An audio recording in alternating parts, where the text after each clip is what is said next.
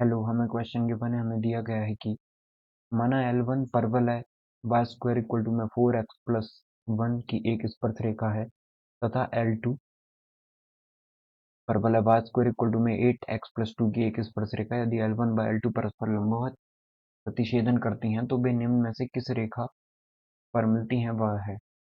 तो सबसे पहले हमें गिवन है कि एक माना L1 परवल है, y स्क्वायर की एक स्पर्श रेखा है। ठीक है, तो एक परवल है y स्क्वायर इक्वल टू में 4x प्लस 1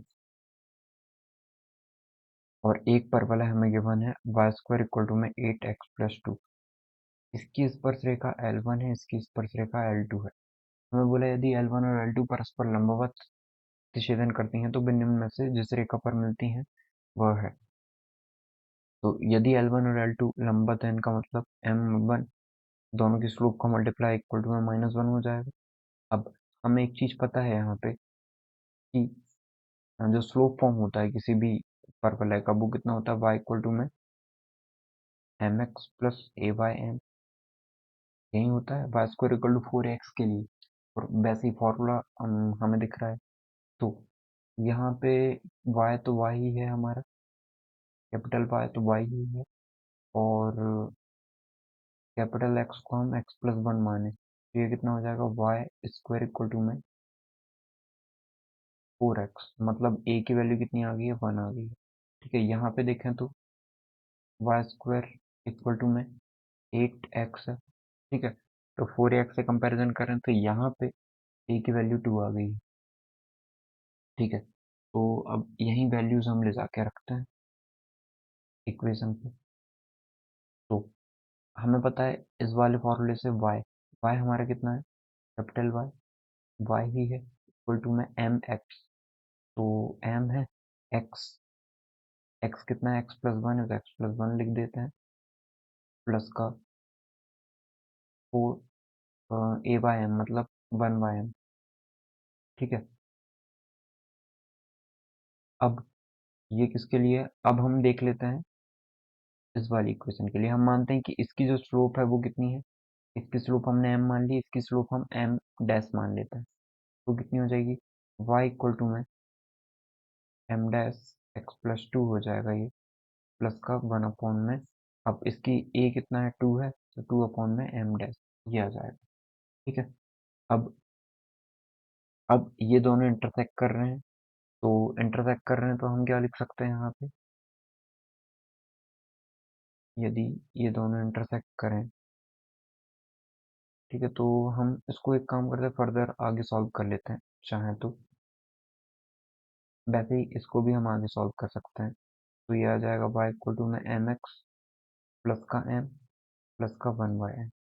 ठीक है, और ये y इक्वल टू कितना आ जाएगा, दोनों कंपैरिजन भी कर सकते हैं। तो ये आ जाएगा m डैश एक्स प्लस का m डैश 2 प्लस का 2 अपॉन में m डैश। ठीक है, यहाँ से यदि हम 2 कॉमन निकाल लें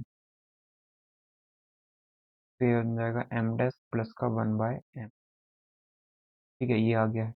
अब हमें पता है कि ये लंबवत है, तो m1 into M two equal to में -1 हो जाएगा, मतलब m1 मल्टीप्लाई m मल्टीप्लाई में m डैश इक्वल टू में -1। ठीक है, अब हम एक काम करते हैं, इस वाली इक्वेशन को इक्वेशन नंबर 1 दे देते हैं। ठीक है, और यदि हम देखें कि m डैश को क्या लिखा जा सकता है, m डैश को यहाँ से लिखा जा सकता है माइनस का 1 बाय m। तो ये इक्वेशन 2 है, इस पे रख देते हैं वैल्यू। तो y इक्वल टू में आ जाएगा m डैश, x को क्या लिख सकते हैं, माइनस का 1 बाय m, तो माइनस का 1 बाय m x हो गया, ये यहाँ पे वैल्यू रख रहे हैं हम। ठीक है, प्लस का 2 है, m डैश को हम माइनस का 1 बाय m लिख सकते हैं, प्लस और 1 बाय m डैश को यहाँ पे भी माइनस का 1 बाय m ऊपर चला जाएगा, तो माइनस का 1 बाय m x, माइनस चाहे तो कॉमन निकाल सकते हैं, तो अंदर ये 2 भी है, तो दोनों से माइनस कॉमन निकल गया, प्लस के बन गया दोनों, तो ये 1 बाय m है, प्लस का m ऊपर चला जाएगा तो m। ओके, ये बन गया। अब एक काम करते हैं, हम वैल्यूज देखते हैं क्या क्या हो सकती है यहाँ पे। ठीक है, तो हम देखें कि ये भी y है और ये भी y ही है, दोनों को इक्वेट कर देते हैं। तो mx को दूसरे पेन से देखें हम,